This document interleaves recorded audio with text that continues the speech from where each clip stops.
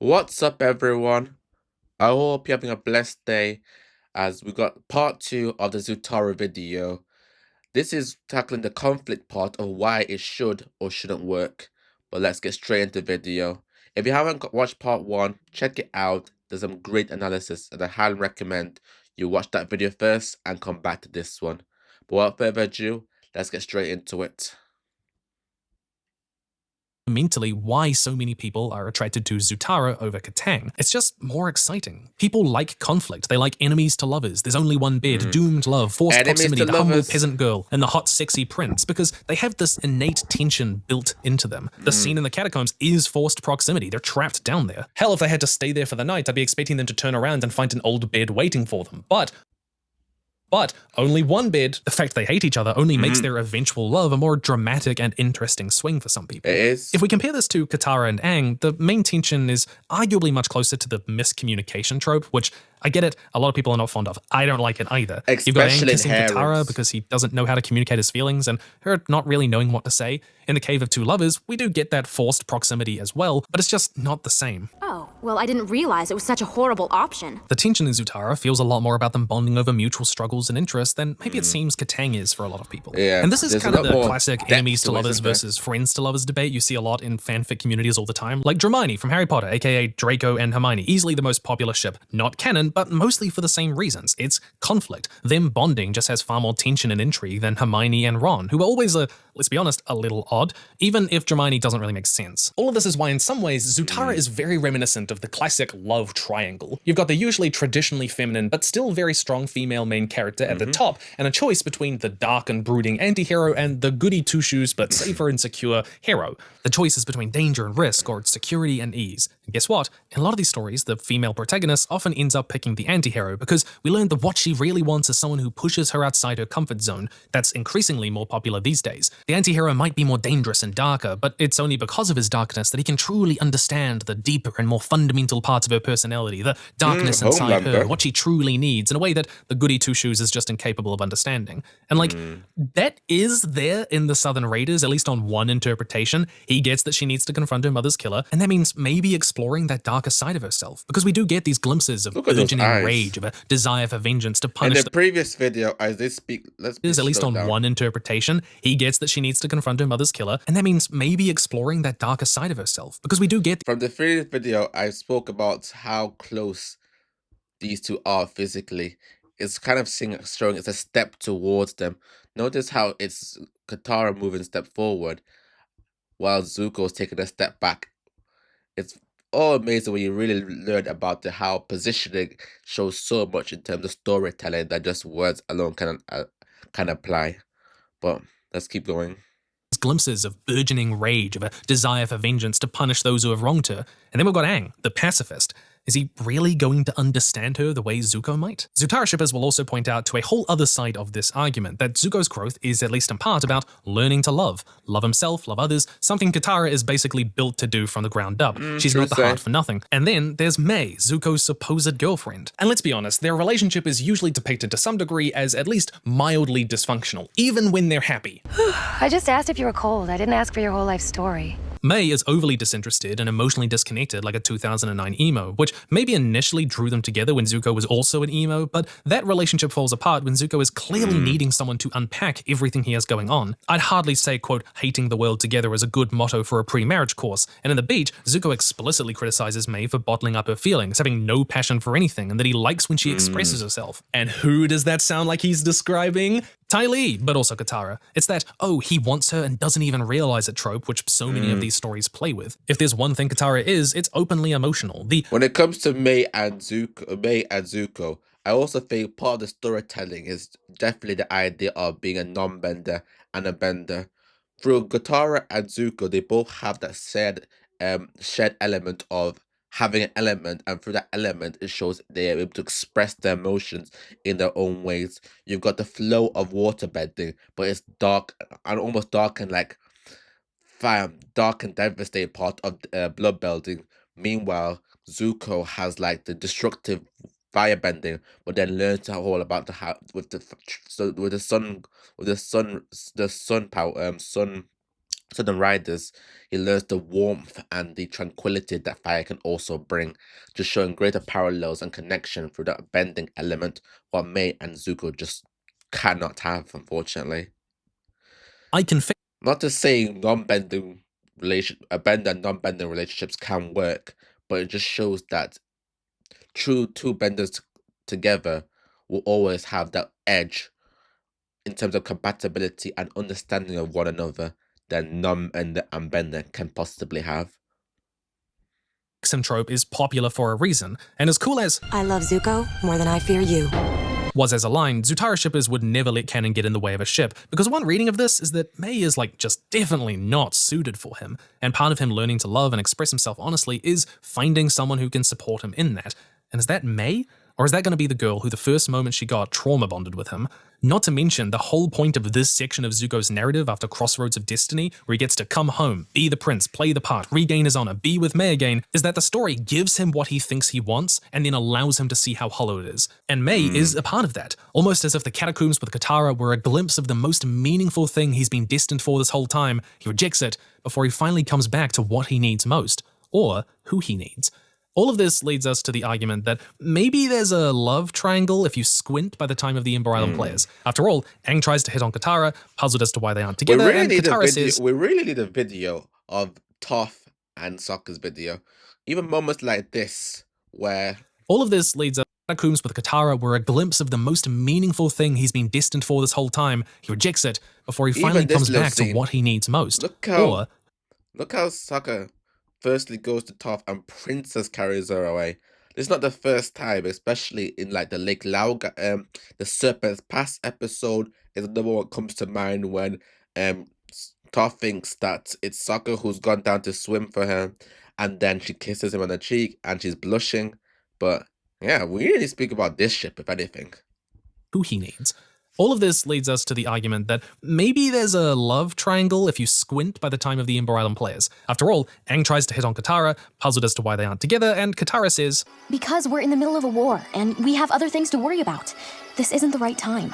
Except, is Katara lying here? I mean, there was a war on before as well. The only thing that's changed is Zuko. The Southern Raiders was just the episode before, where Katara was functionally choosing between Aang's way of doing things and Zuko's way of doing things, and she sort of picks Zuko.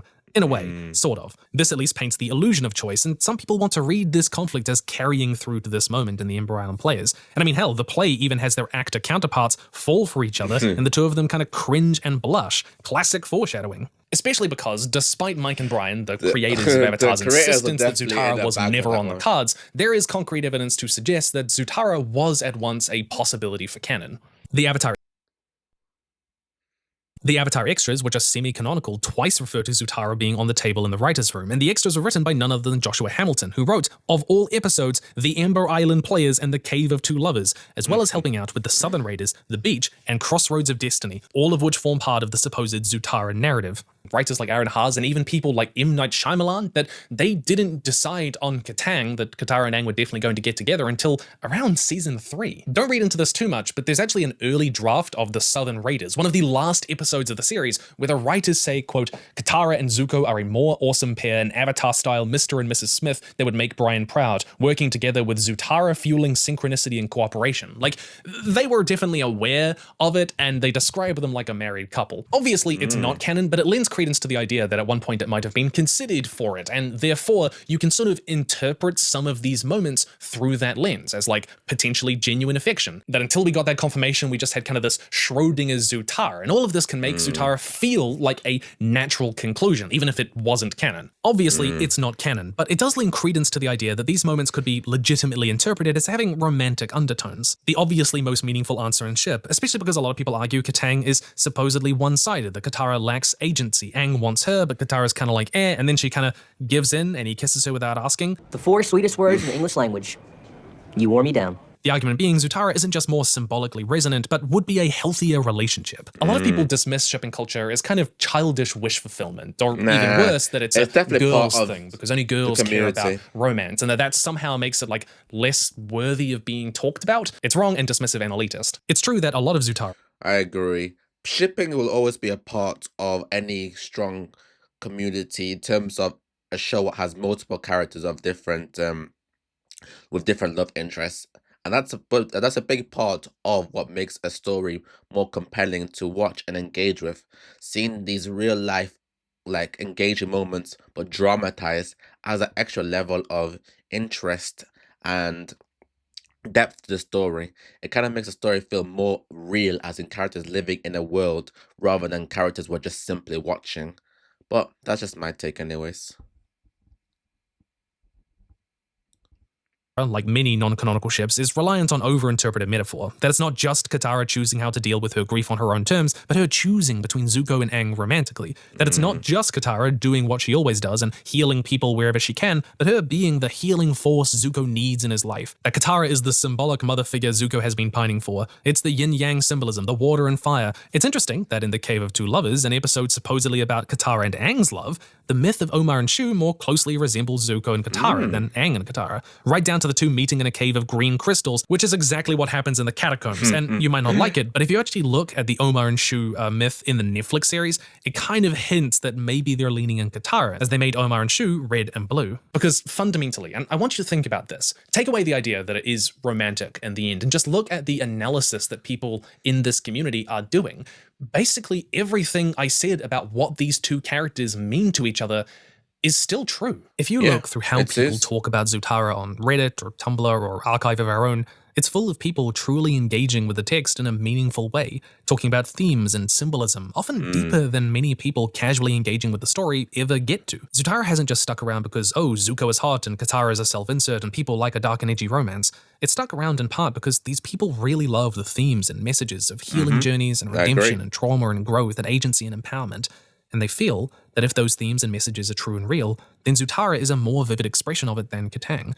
Shipping is an exercise in imaginative textual analysis. I don't think it's all that different to the video essays about rewriting the end of Game of Thrones, which were incredibly popular a few years back. Just like those videos, shipping often involves reimagining certain scenes or adding in wholly original ones. Like, take a look at this comic, which adds in a whole other scene between Zuko and Katara just after they face Yon Ra, but before they return home. Zuko empathizes with Katara, draws a parallel between her letting go of the ice spikes and him not redirecting the lightning at his father. Both of them having this moment to turn their violence against their abusers, but choosing a better path. Or there's this other one, which extends the Ember Island players to see them both reckoning with how cheap the player made their moment in the catacombs seem. And this does get to the heart of something that I think Zutara shippers do understand, that even if Zutara was a possibility, there just wasn't enough time in the actual series for it to naturally develop. After all, Zuko really only shows up in the latter half of the third season with space to bond with Katara, at which point she's really pissed off at him. But all this shipping culture, all this love for Zutara is fundamentally people engaging with the story meaningfully and trying to realize those themes in a personal way. It is so much more than wish fulfillment. They understand the story and themes and symbolism and love that and bring it to life in this truly beautiful way. And I'm not going to say that Zuko and Katara being the conventionally attractive characters when we were kids didn't play a role in all of this at all. It probably did. They are characters in part designed for us to see ourselves in. I am sorry if you grew up an Aang lover. I think you're the real one, so let me know if you are down the comments below. But one of the really great things about Aang is that he is not a conventional male protagonist, you know, in so many ways. He's pacifistic, emotionally open, not prone to hubris, and also, less conventionally attractive. I do think it's worth asking whether romantic love is necessarily the most meaningful expression of a story's ideas. Why not friendship? Is Zuko and Katara's bond less meaningful just because it's canonically platonic? And no, all of this stuff is still true, of course not. But I think this kind of misses the point of shipping culture. People like love stories. Love is a big part of who we are, how we express ourselves. So it's going to be a big part of how we idealize the stories we tell as well. We get invested in the characters and the ideas they represent. We want the best for them. And when love is on the table, people will hope for that in different ways. Now, I do need to admit that I've never been that invested in many of the ships in Avatar or Legend of Korra. It's just not something that I have been drawn to the series through.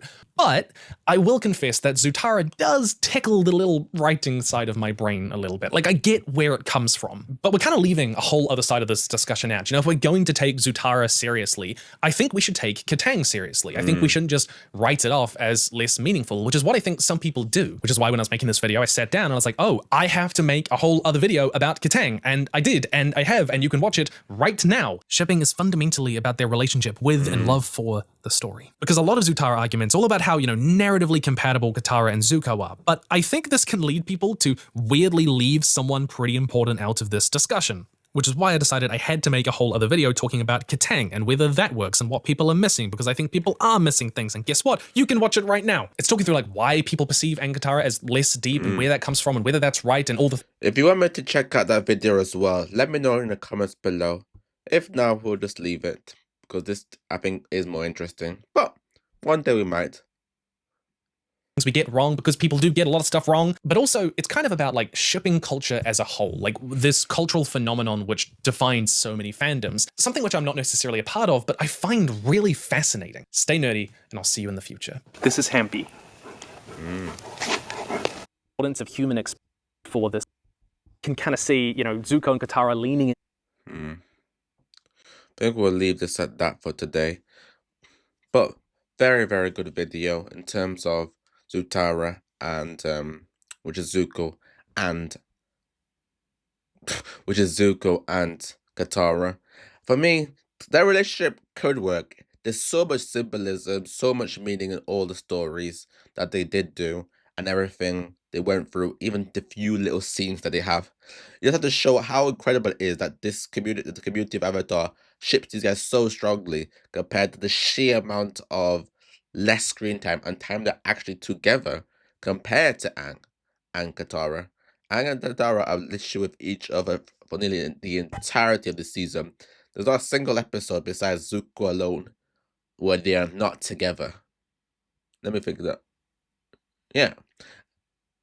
And maybe also the Tales of Ba Sing Se as well. Besides that, every episode they're together. Zuko and Katara, by comparison, there's probably only 10 episodes they actually are. Maybe 10's a bit few, but it's probably like 20 episodes max. And even in those 20 episodes, the amount of screen time they have together on the screen at the same time can't be more than 5 minutes per episode. So this is the difference where imagine having a character barely interact with each other compared to characters who interact with it all the time, and yet this is the one people rate more. Truly goes to show how much depth and chemistry can be done in such a little time, with the themes colliding perfectly into harmony and synergy together, and all the arguments do make sense. In a lot of other ships, people say, "Oh, this person should be with somebody else, should be with them because oh, they were kind to them this one time, or they were a bit more attentive, or they're more friendly, or they're more open."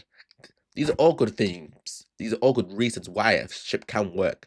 But Zuko and Katara take that even to a next level in terms of the foundations, the connections, their shared history, their bonds, their characters, their character bonds, the dualities, the themes of the story, their character journeys. They all perfectly entwine much more than any other ship in probably fiction does really, really go.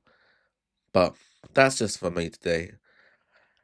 In terms of Zutara versus Kataang, I don't mind either way, to be fair. Kataang is canon, so we'll just go with that. But like I said, if you do want me to check out the Kataang video, I will do, and we can give a more conclusive, definitive version after I give both of the videos a chance.